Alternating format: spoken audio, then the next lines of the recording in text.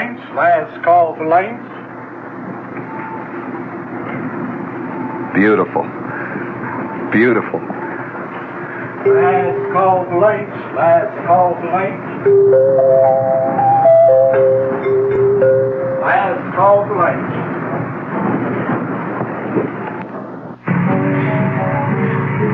Let's see. Rocky Mountain rainbow trout sautéed in butter. La-da-dee-dee-dee-dee. La-da-da-da. Grilled Pacific Coast fish. Lamb chops. That's not bad. Let's see. Spanish omelet. I see they have turtle soup today. I can have my choice of a cup or a tureen. A cold salmon plate from the state of Washington. Lemon mayonnaise, toasted roll. There's a chicken sandwich. Well, I get that back on 6th Avenue. Clubhouse sandwich. Ham salad, tuna salad sandwich, double-deck bacon and tomato sandwich. Listen to this. This is nice. Barbecued spring chicken done in the Wyoming fashion. French fried potatoes, coleslaw, grilled Salisbury steak, fluffy Spanish omelet, French fried shrimp. Let's see. Chef's salad bowl, combination of crisp hearts of lettuce, ripe tomatoes, radishes, and other spring vegetables served thoroughly chilled with shredded baked ham and chicken tossed together with the Union Pacific chef's own special salad dressing. And then at the bottom it says, of course, there's a lot of other things. For example, there's freshly baked pies, blueberry, cherry, strawberry, rhubarb, with aged cheese, cheddar, or a la mode, and homemade ice cream. That's the way they... This is a luncheon menu that I'm reading. I'm sitting in the observation dome of the dining car on the city of Los Angeles, and we have just passed through Fort Steele, Wyoming, and I'm looking out on the Wyoming countryside with the beautiful fluffy white clouds and the elegant table linen, silverware, glassware, and I'm wondering why in the world we're doing away with this way of life. It just really doesn't make much sense. But it's such a great way of life, and the menu that I just read reads at the top. It says Domeliner, City of Los Angeles, and way down at the bottom it says for collectors, Demi-Tasse cup and saucer sets in exclusive Union Pacific pattern may be purchased on the train or ordered by mail. They have beautiful special Union Pacific glassware. There's the big UP shield. And the outside of the menu is a picture of the Yellowstone National Park in Wyoming, which isn't too far from here, Riverside Geyser. And we are now passing through country which is really the heart of the West. This is the West. I ever since I was a little kid, even the word Wyoming has a romantic sound to it. Now, I don't know why. I mean, this is very personal. Wyoming is a more personal sound, or at least a more romantic personal sound to me than any of the other places in the West. You can say Colorado, Utah, those are all West, but somehow Wyoming, it's just got a sound to it. And I from the time I was a little kid, I always wanted to go visit Wyoming, and here I am. It's Personally, I think Wyoming is the most beautiful state of the Union, at least the most beautiful one that I've seen. The train is now going through a cut, and on each side of the train, these sheer cliffs rise, great pink, gray, kind of yellow rock with sagebrush. And it's what a beautiful cliff that is. Look at the cliff. The cliff high up. There's a bird flying high above us. These cliffs that we're going through here. It's a kind of a cut right through a hill. When they first built the Union Pacific, obviously they cut right through this area. It must have been a fantastic engineering job in the early days of building the railroad.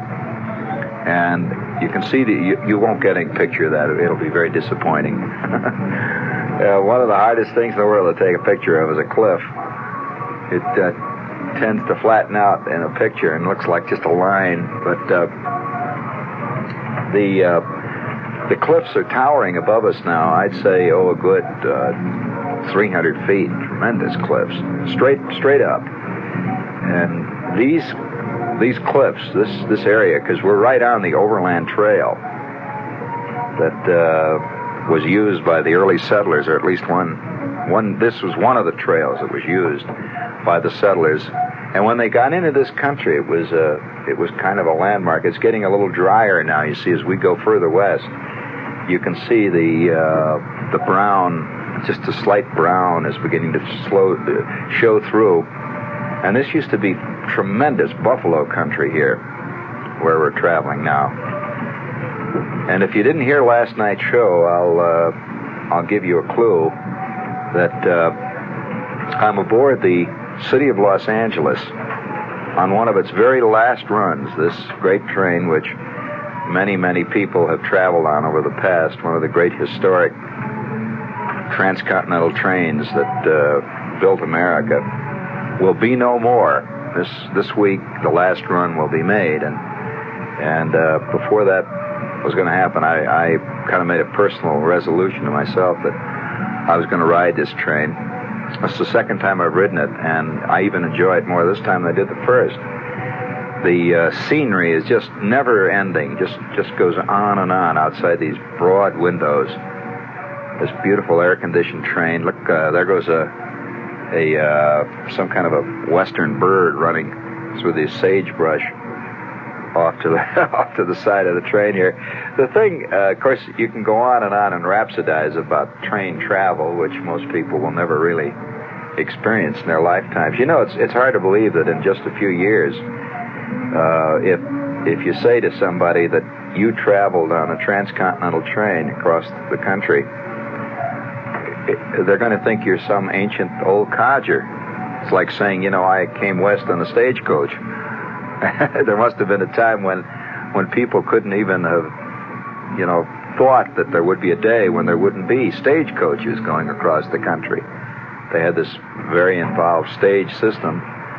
And here it is now, we're arriving at the end of another great era, which was, of course, the railroad era, when people would travel from town to town and across the country on these beautiful trains. This train is what they used to call a streamliner. It's very aerodynamically designed, and beautiful colors. The Union Pacific color, sort of an orange train trimmed with black. And when it crawls across this vast plain, look at the tremendous cliff. It's hard to tell. Of course, hard to judge distances here in the West, because the air is so clear and sharp that everything seems a lot closer than it really is. But there's a tremendous cliff, looks like about a mile away from us here, that just marches right along the parallel to the train. Tremendous cliff. I would say that cliff must be a good 600-700 feet high, easily, and almost sheer. And off beyond the cliffs, you can see rolling hills going off to the horizon. We've been passing through antelope. There are a lot of antelope in this area, and that's something that you don't really see much when you drive across the country, because antelope, wild game, tends to stay away from turnpikes for obvious reasons.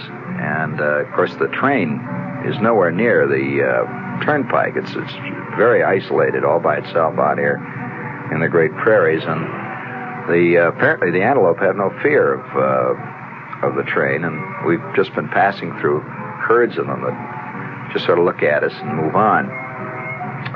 Yesterday, the show, if you heard yesterday's show, we were just coming into Cheyenne. Well, this show is being recorded on the leg of the transcontinental trip between Cheyenne and Ogden, Utah. We're on our way to Ogden, And the reason that I'm doing this is that we're filming, or actually taping, with very modern tape cameras and so forth, in beautiful color.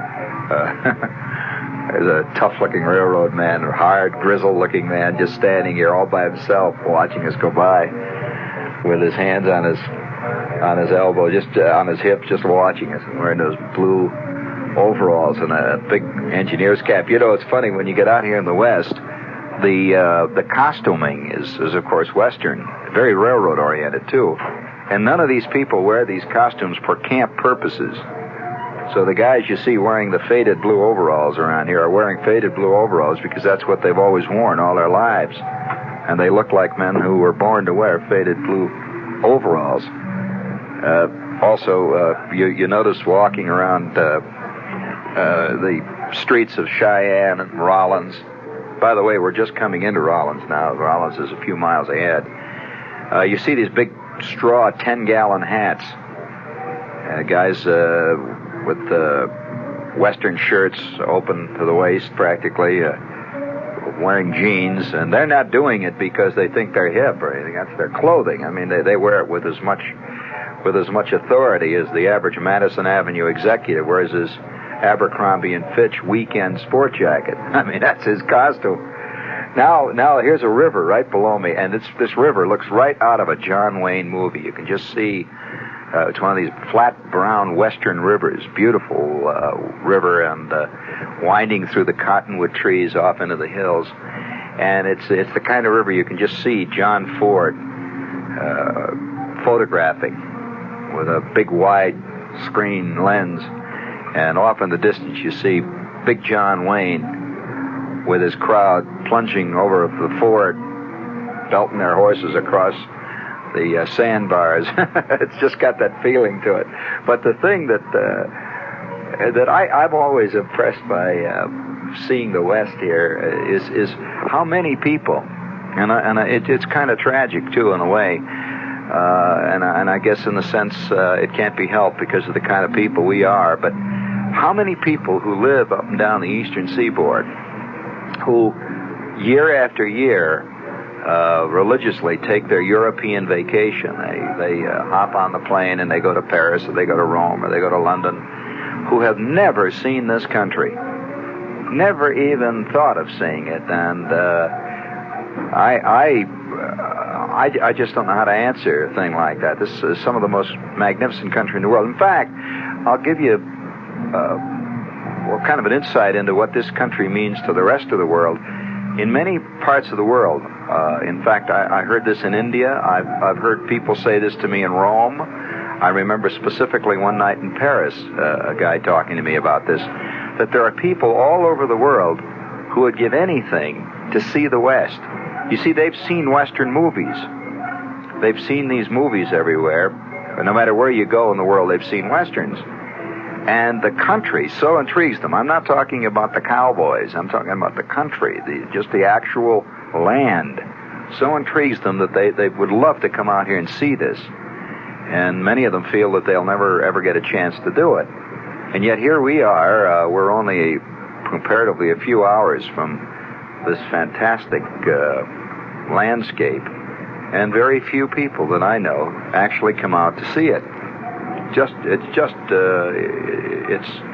something that if I had ever mount a campaign, any kind of a campaign, it would be a kind of population exchange. I think that a great government project, and it could solve a lot of the communication problems in our country, would be if you were to round up all the citizens of Wyoming, and there aren't many. In case you're curious, there are only 300,000 people living in the entire state. That there are more herds, there are more deer in Wyoming than there are people.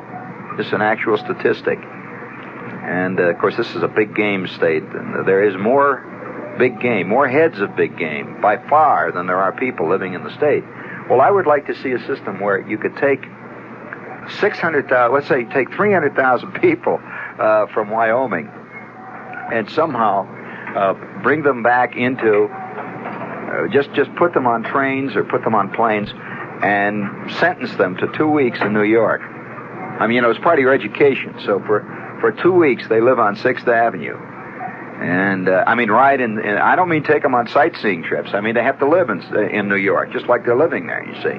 And, they get in an argument with guys in the cab, and they fist fight their way aboard the double E train, and they had to stand in line to get the mustard at Nathan's and all that stuff. The whole New York routine. And then when they got back to Wyoming, they would have a little more of an understanding what is meant by the urban blight and by the problems of the urban life. On the other hand, I would like to take the entire island, the entire borough of Queens, and move it out to Wyoming and keep it out here for 2 weeks. I can imagine the average Bayside resident. Hey, Ma, what is that up there? She says, I don't know. It looks like the sky. Look at what is that? The sky is falling on me. Speaking of a falling sky, this is WOR in friendly, good old, where never a discouraging word is heard, New York. I'm sitting in the observation car. Well, actually, this is one of the dining cars. What do they call this car? The Dome Lounge. It's Dome Diner. This is the Dome Diner. Thank you, Roscoe. And we're sitting up here whipping along. We just left Rollins, Wyoming, which is a real western town. They tell me that this is a town where men genuinely are men, and they usually wind up in the maximum security prison back of the hill there, right? Right on the edge of town. And we're way out in the country here. We just passed Rollins, and the train is really getting underway now. And it's between meals, and I thought I'd sit here and chew the fat with Roscoe and Bill and Don, who are in charge of this car. How long you been with the road, Roscoe? 18 years. Does it seem like it? Oh, it slipped by. How do you like riding the trains? I like riding the train. Lots of fun. Hard work at times, but it's lots of fun. Well, when you guys ride back and forth across the country like this, do you get so that you know practically every inch of it? Well, we become very familiar with it in different towns, things that of interest to us. We remember each man would remember something else about the trip that is of interest to him. What kind of people do you meet here on the trains these days? You name it, we got it. Some are good, some are bad, some are in between, huh? Yeah. So whatever we meet real good people, Some have problems, we have to listen to them. They come in and we console them. And some come in and they just the opposite. So you name it, we got them. That's the best I can explain it. Bill, when did you start here on the road? Oh, I started in 1942. Let's see, 1942. That was the first year of the war. Yes, it was. So that gives me about 28 years altogether. You carry many troops in those days? Oh, and out. Nothing else. First year I worked over here was nothing but troops. What were troop trains like, actually?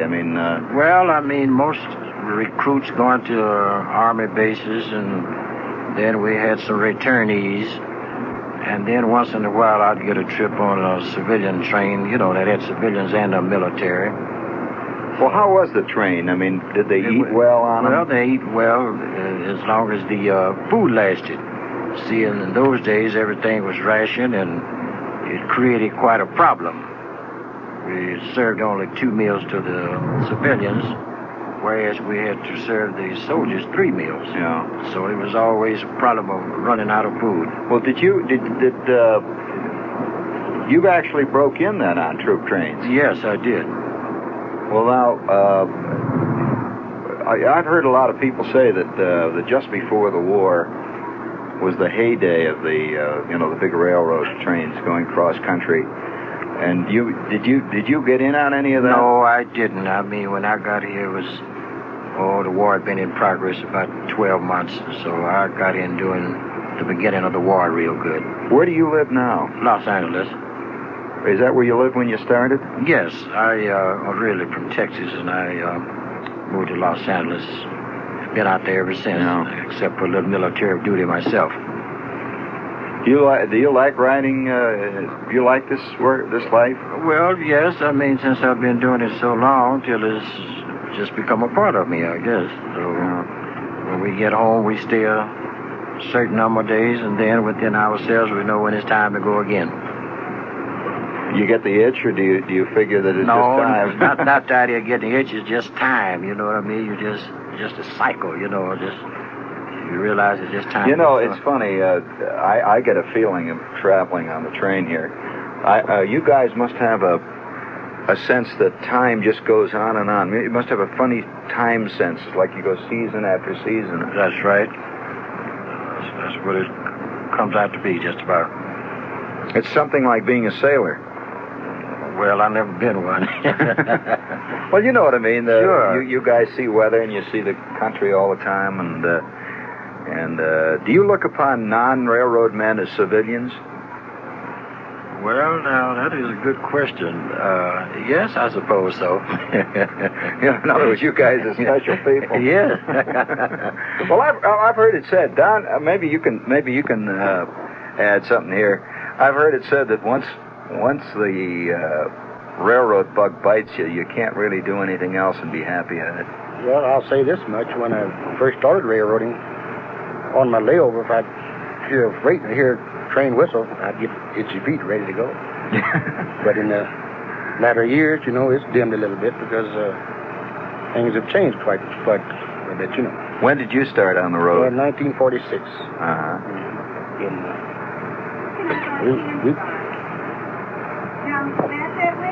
Lady wants to buy a candy bar. We're making a recording, lady. It's in the next car. Okay, it's all right. Well, it's like when I started, it was on troop trains mostly, and we'd get out here. Sometimes we'd be gone 10, 12 days, We'd take a load here and drop them, pick up another load, go another direction.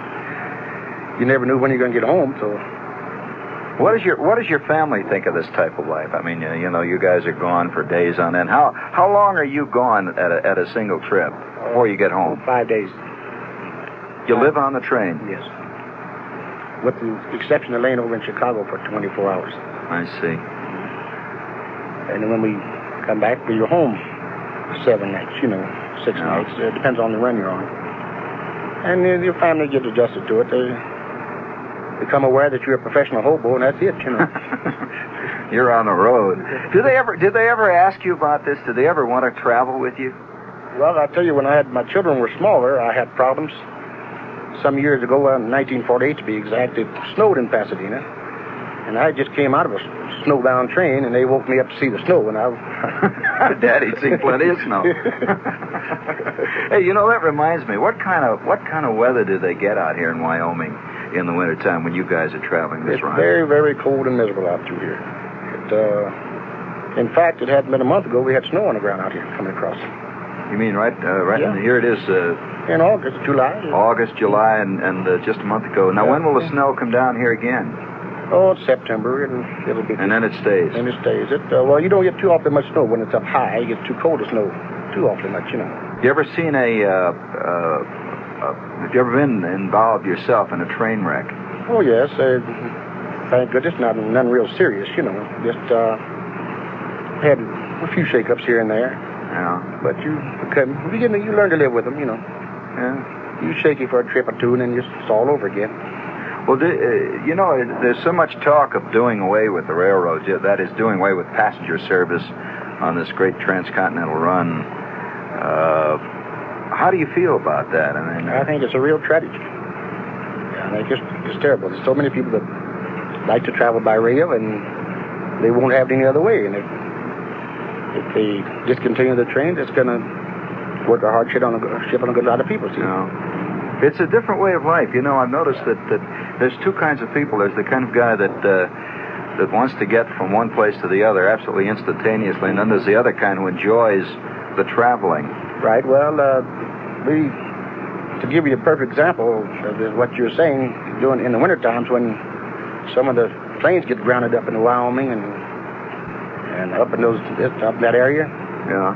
They're a different breed when they get on here because they get on here mad.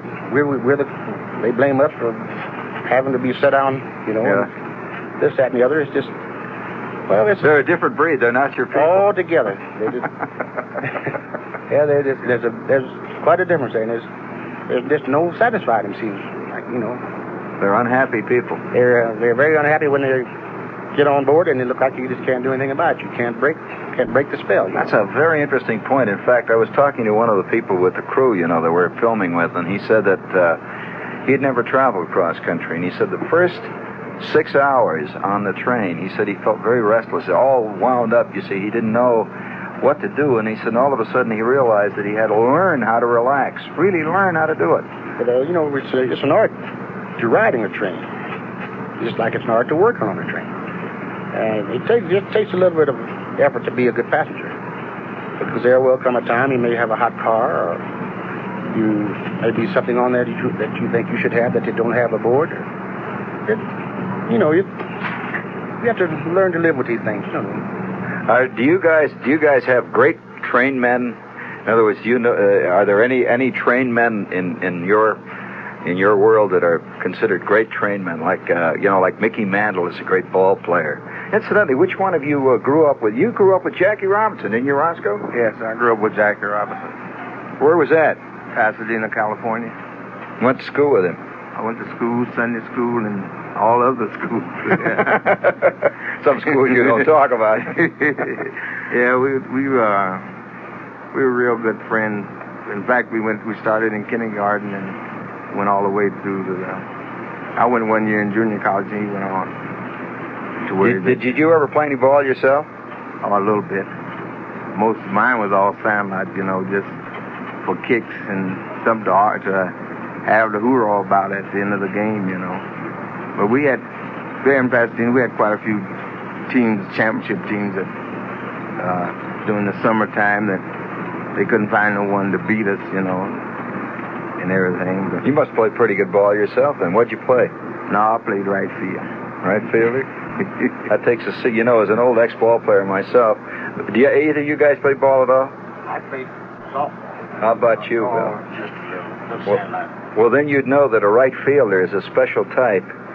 A right fielder is usually when kids choose up, the last guy is the right fielder. Right, Roscoe? That's right. That's why I played right field. I mean, the right fielder, he's the guy that either owns the ball or owns the bat. But you know, Roscoe, do you ever see Jackie at all these days? Oh, I haven't seen him in quite a while. It's been over 2 years by me living in Utah. When he comes home, I'll be in Utah and he'd be there, and then I go into L.A. on a run or something, then he's gone back home and stuff like that. It's been quite a while since we've seen each other. But Don's brother brought me a message from him the other day. Told Don's brother-in-law to tell me how long he asked about me. They were in Spain or somewhere in a golf tournament, and Jack had won, and he told Don's brother-in-law to tell me how long. After all these years, Jackie's still winning. Still winning. He's got good riz. Oh, yeah, he's a hard loser. He's always been a hard loser. I guess that's what made him a champ. Well, hard losers make real good winners. Mm-hmm. You know, he just goes on and does it. Has the road changed much since you got on it?